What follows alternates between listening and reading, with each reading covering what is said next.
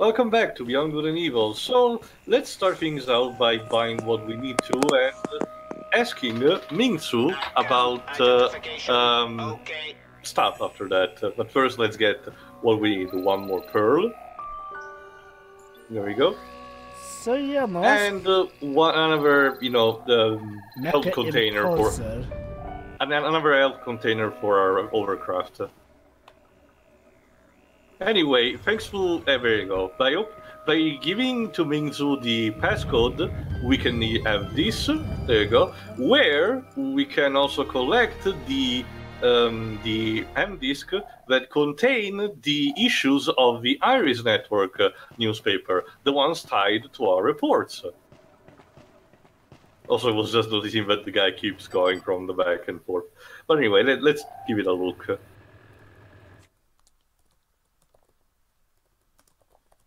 Iris 514. The people of Hillys kidnapped by the Alpha sections. A report from our special correspondent, Shawnee.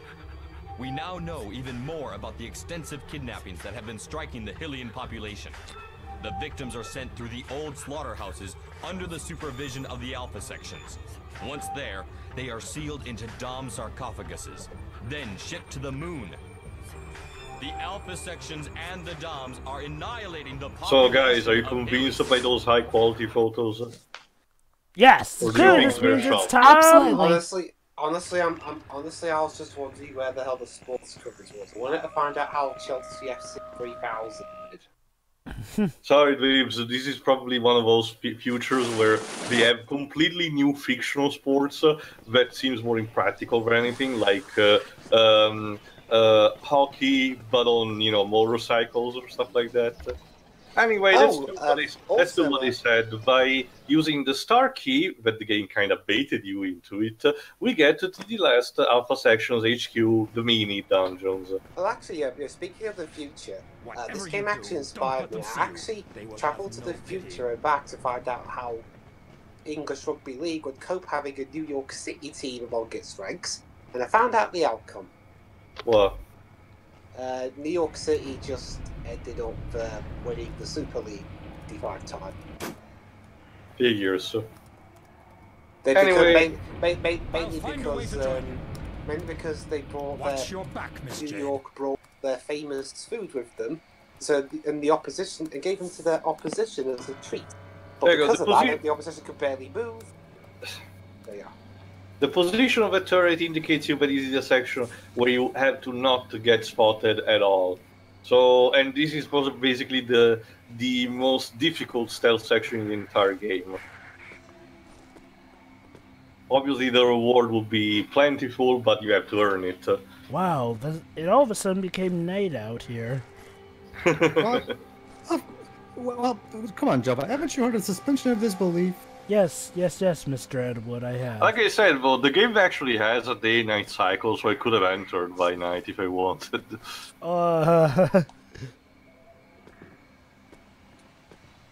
Basically, do not attack the guards, even if you think it's a good opportunity. Just hug the shadows and pray they don't spot you. Because if anyone yelps out, the turrets will insta-kill you. Yeah. Nope. It'll take all your training you had. Thanks to the whack-a-mole camera movement. You know, in terms of how this game does feel a bit rushed, I have to wonder, for total to you, how many different allies do you get to play with? Only two major supporting characters, Paige and Double H. Yep. Okay then.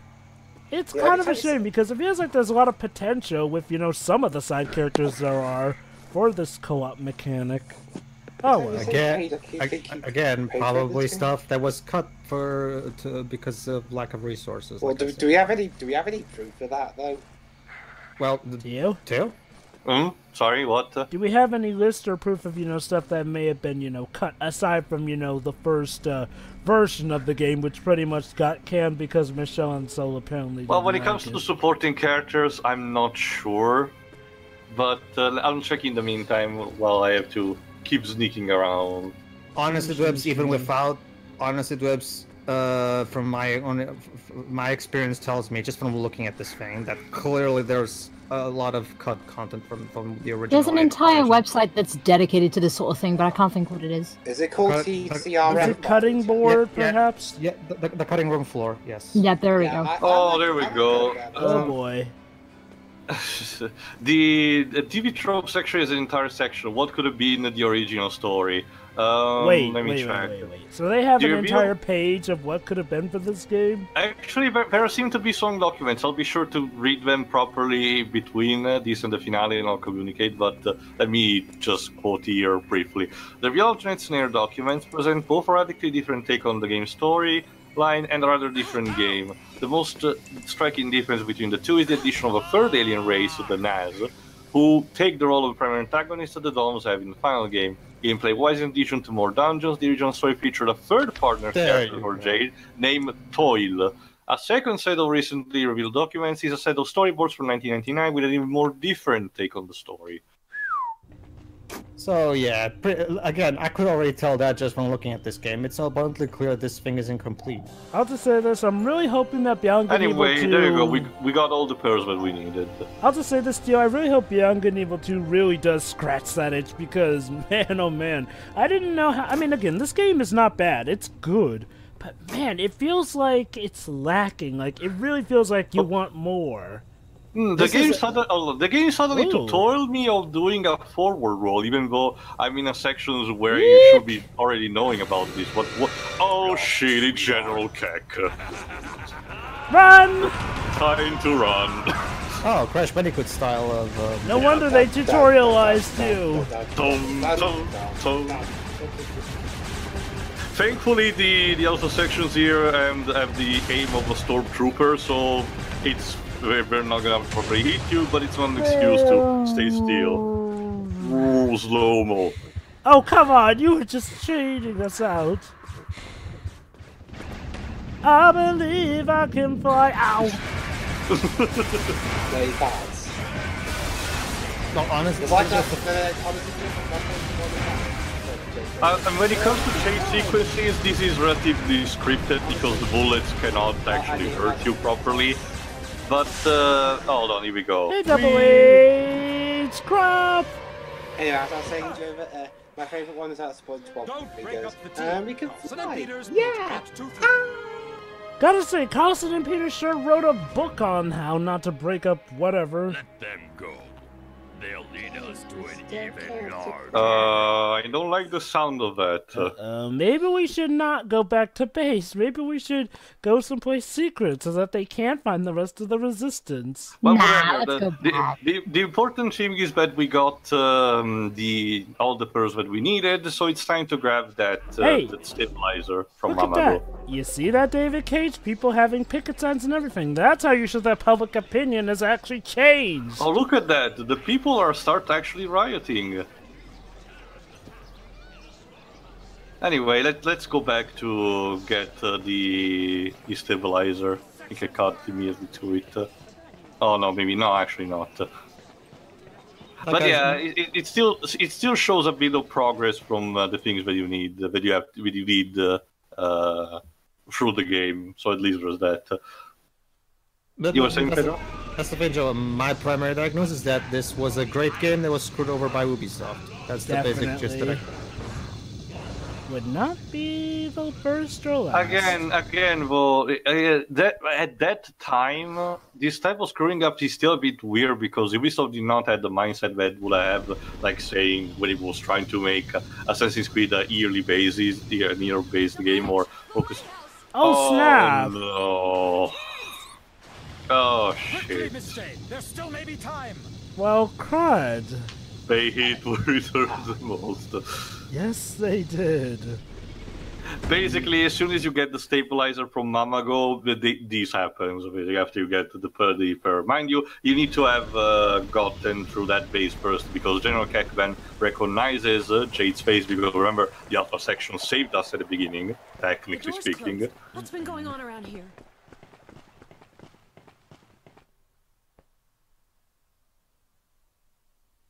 Let's see. No, no, no, no! Oh. Oh.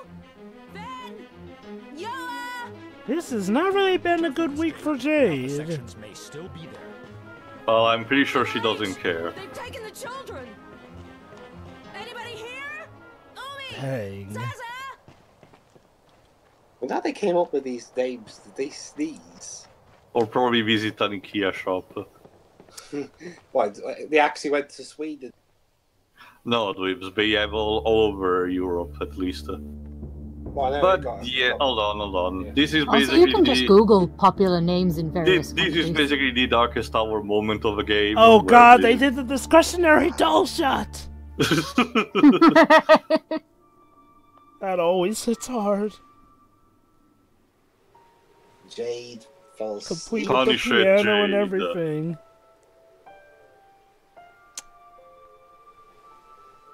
So I think, yeah, it's times like these where. Oh, the games dog were at made least because- survived.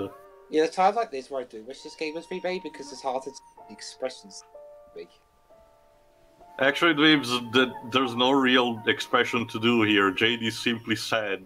Like, you don't need an over-the-top facial expression. Wolf. I know how you are. You tried to help them. You told yourself that you wouldn't let them come to any harm. That you'd be there to protect them. I know, boy. Good doggo is good. That isn't what actually happened. Fortunately, not good enough. The kids are gone. And you couldn't do anything. You're here. Like it Alive was a and ball. well. Who do you think you are? Did you think you'd actually be able to make a difference? Well, Wolf, you were wrong, boy. Completely and utterly wrong. There's nothing anyone can do. There's nothing anyone can do. We must go now, Miss Jade. Give her a It's minute. over, Double H. Finished. They're still alive, Miss Jade. Paige, the kids. What about that They're all squish still one we saw alive. earlier? But that That was was a a doll, doll. dweebs.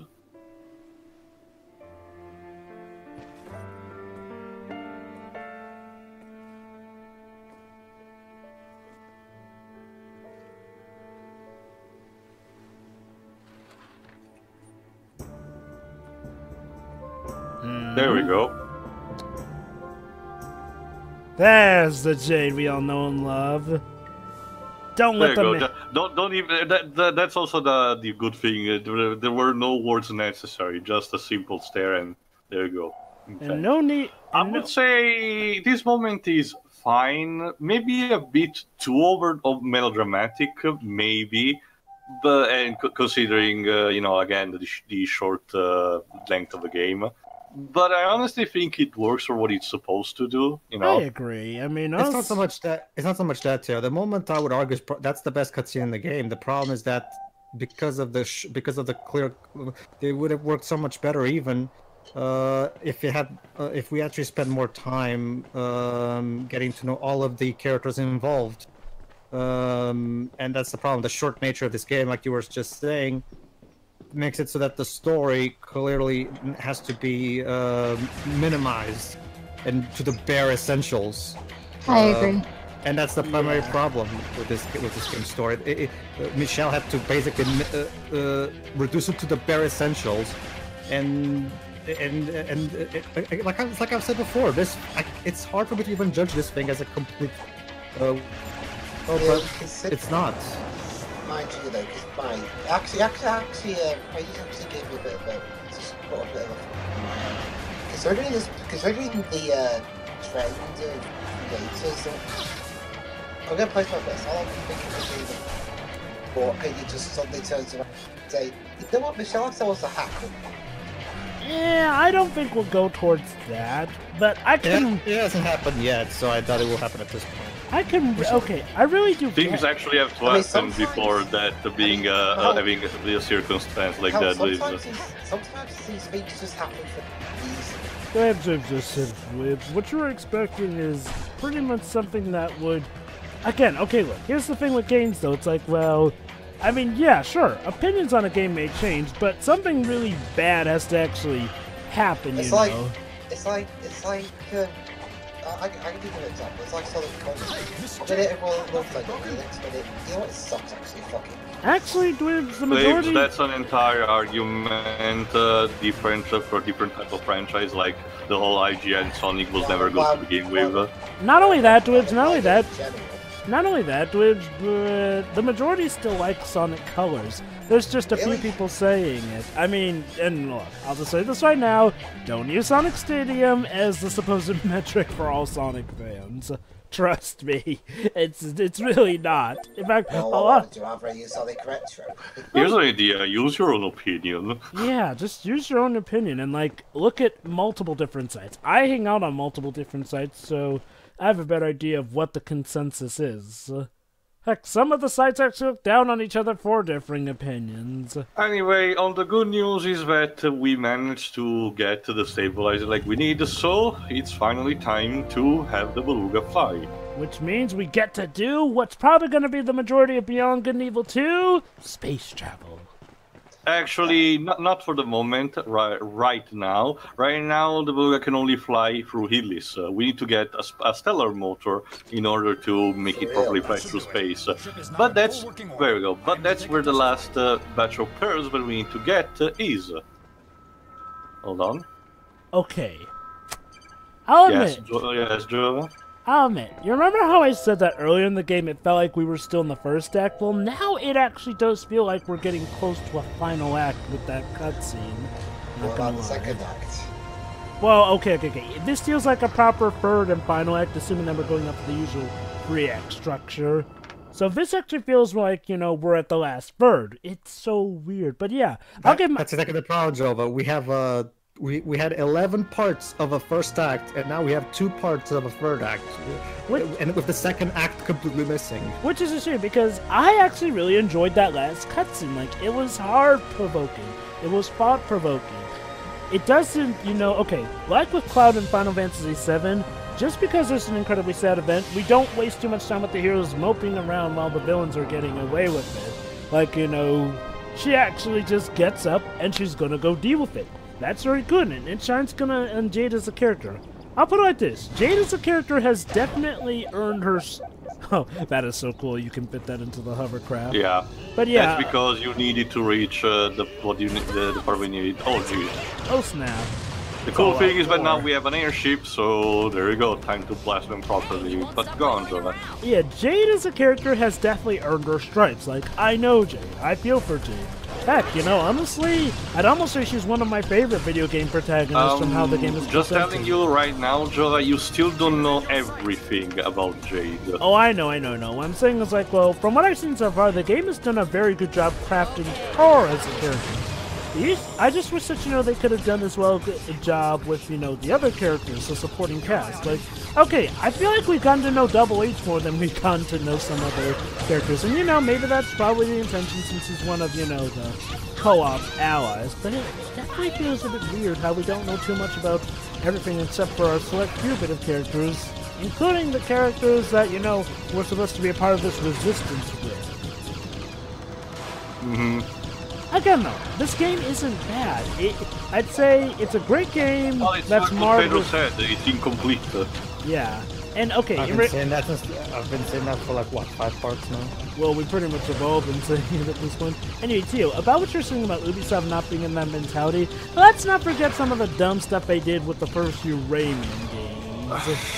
Honestly, Jova, the only major problem was with Rayman 1 being too difficult, and it was Ansel's team not knowing how to balance things up, probably because we were just experimenting. Well, but true, but let's not... I'm guessing you may want to count Rayman 2 being spread on so many different consoles, I guess, but honestly, if anything, that works for the better. Each new version of Rayman 2 basically is better than the previews. Oh, no, that was fine, but let's not also forget that they were showing glimpses of that with the Prince of Persia franchise even before they traded that out with Assassin's Again, Creed. Ubisoft was more experimenting than anything instead of being properly malicious. I wouldn't say that they were being malicious, but they were starting to become a bit dumb. Like, you know, they were giving risks to certain things, but not giving risks to others, not giving certain things their proper budgets here and there. Again, that's what I feel like this falls into the category with this game. There we go, indeed. Like the bartender said... You just Sorry, crashed Liz? into the water there. With no survivors. Well, basically, yeah, there you go. You need to detach the aircraft and you go here, because like the bartender said, inside the inactive volcano, there's another treasure that we get. Basically, all the remaining pearls we need. Chicken just now reminds me of by a colony of a part of the design reminds me a bit of the Stockbook dwarf. Possible inspiration. I mean, despite being French, I can totally see Ansel taking inspiration from, you know, other European culture. Yeah, I mean, Red Dwarf, as far as I recall, is famous also in other parts of Europe as well. Yeah, I mean, some people in the States, Japan likes it enough, and after getting the crap US pilot out of the way, Americans took to the original. By the way, I gotta show that. It's that way, Miss Jade. But anyway, there we go. Basically, like I said, we need to gather the treasure that's inside the volcano. Surprisingly enough, this mini dungeon is not even that long. Don't break up the team. Yeah, we're getting it. Also, remember the bots. Also, Libs, it's the internet. In the internet, everything sucks for whatever reason they can find. So that's just boils down to everything. There's plenty of people on the internet that think that Akihiro Hino is a hack, like which is you'll think everybody can find on the internet can find reasons for. Well, yeah, that mostly comes from like being pissed off at my series. Well, here's the thing. Like, again, keep in mind I'm not a Gundam fan, so I don't know what the major problem is. I don't have any context. I only can judge it as on its own, as a series. But even if it is really bad, and I can concede that it might as well be, I still think it's completely overreacted to just judge a person as a hack just because he made one bad work. Honestly, that's just if anything should be more the fault onto Bandai for thinking they could recruit him for having that kind of thing. I mean, well, I would argue that he's. I wouldn't blame it all on Bandai. I mean, let's be honest, Tio. If we're gonna go on that mentality, then that means that we can never blame Skip Woods. We would blame the companies that hired him. True. Well, I can blame both. Huh? Well, sure. Blame both, but not just one over the person who actually did it.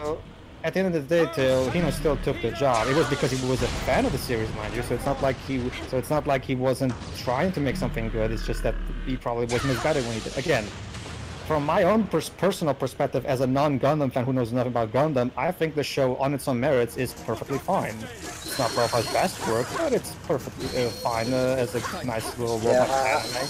But as a Gundam anime, that I don't know, because I have no.